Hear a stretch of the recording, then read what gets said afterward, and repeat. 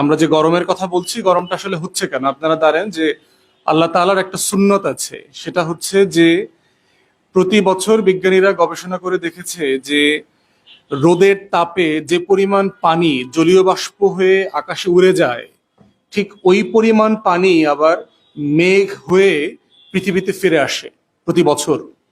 এটাই হচ্ছে সুন্নাত, এভাবেই চলে আসছে। এইটা যখন বিঘ্নিত হয়, ধরেন 10 লিটার পানি বাষ্প হয়ে উড়ে গেছে, কিন্তু 3 লিটার পানি বৃষ্টি হয়ে ফিরে আসছে, তখন যেটা হচ্ছে যে 7 লিটার পানির জলীয় বাষ্প হয়ে যেটা চলে গেছিল, এটা আবার ফিরে আসে না এই পৃথিবীতে, তখন পানির ঘাটতি হয়ে গেল। এই যে চক্রটা যখন ক্ষতিগ্রস্ত হয়, তখনই হচ্ছে যে পরিবেশের ভিতরে বিভিন্ন ধরনের অনুষঙ্গ প্রকাশিত হয় যে ক্ষতিগুলো কিভাবে হচ্ছে। তার ভিতরে একটা জিনিস দেখেন, এক্সাম্পল দেই, আপনারা আপনারা দেখতে পাচ্ছেন সবচেয়ে বেশি গরম পড়ছে কোন এলাকাগুলোতে বাংলাদেশে? যশোর, চুয়াডাঙ্গা, কুষ্টিয়া, এই অঞ্চলে দেখবেন। রাজশাহী সবচেয়ে বেশি গরম কেন? নদী নাই। ফারাক্কা বাঁধের কারণে গত 50 বছরে বাংলাদেশে 300-র বেশি নদী মরে গেছে। বাংলাদেশে নদী আজ ছিল ধরেন 1100-র মতো, তার ভিতরে গত 50 বছরে 300 নদী মরে গেছে।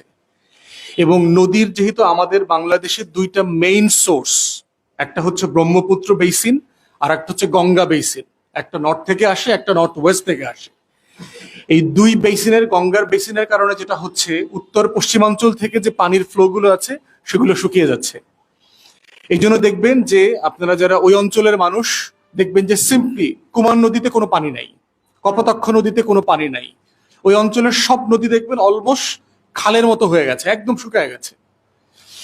দ্বিতীয় যেটা হচ্ছে, হিমালয়ের পাদদেশের যে উত্তর অঞ্চল আছে ভারতের, সেখানে দেখবেন তাপমাত্রা কম্পারেটিভলি সবসময় বেশি থাকে।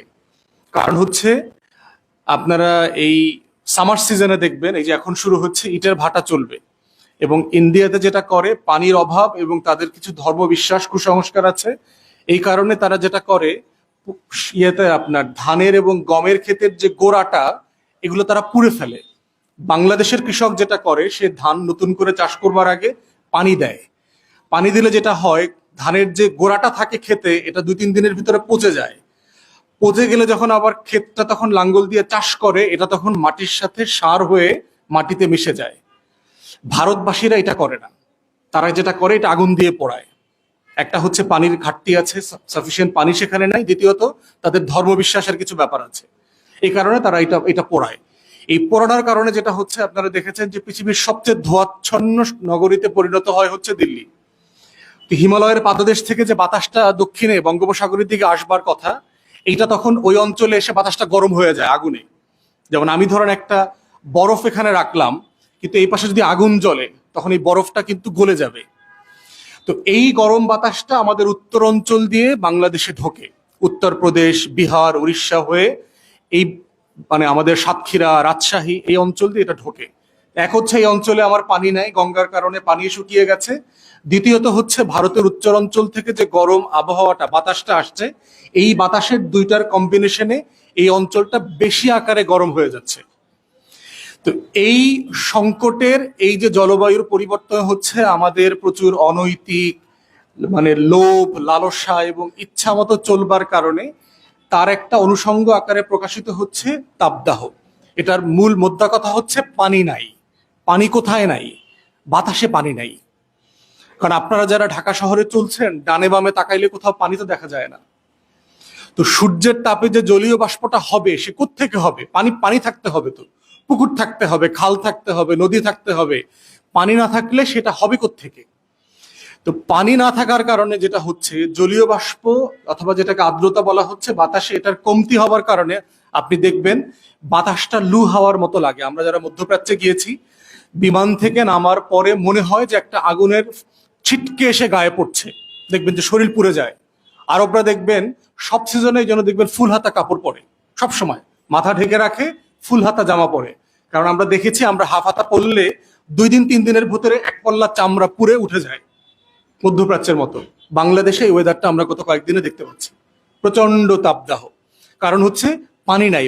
তো মধ্যপ্রাচ্যে কেন হচ্ছে? কারণ সে তো মরুভূমির দেশ, তার নদী নাই, খাল নাই, বিল নাই। তো একই বাস্তবতা বাংলাদেশে তৈরি হয়েছে। এই তৈরি হওয়ার সংকট যেটা হচ্ছে, রোদের তাপে জলীয় বাষ্প হওয়ার মতো পানি না থাকার কারণে এটা আমার আপনার গায়ে লাগতেছে, সে শরীর থেকে শুষে নিচ্ছে। জলীয় বাষ্প থাকলে কি হইতো, আমার আপনার ঘাম হইতো বেশি, ওটা বিশ্রী ধরনের গরম অথবা আনকমফোর্টেবল পরিবেশ তৈরি করে, কিন্তু সেটা আমার ক্ষতি করে কম, কিন্তু এখন আমার চামড়া শরীরের ক্ষতি করছে।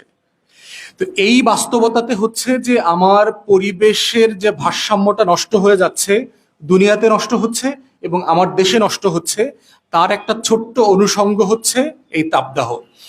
দুঃখজনক হলো সত্য যে আমাদের রাজনৈতিক দলের পক্ষ থেকে এটা বক্তব্য দেওয়ার মানে হচ্ছে রাষ্ট্রের দায়িত্ব কি ছিল এটাকে হ্যান্ডেল করার, সে কোথায় কোথায় এটা করতে ব্যর্থ হয়েছে, সেটা হচ্ছে তুলে ধরা নাগরিক হিসাবে, রাজনৈতিক কর্মী হিসাবে।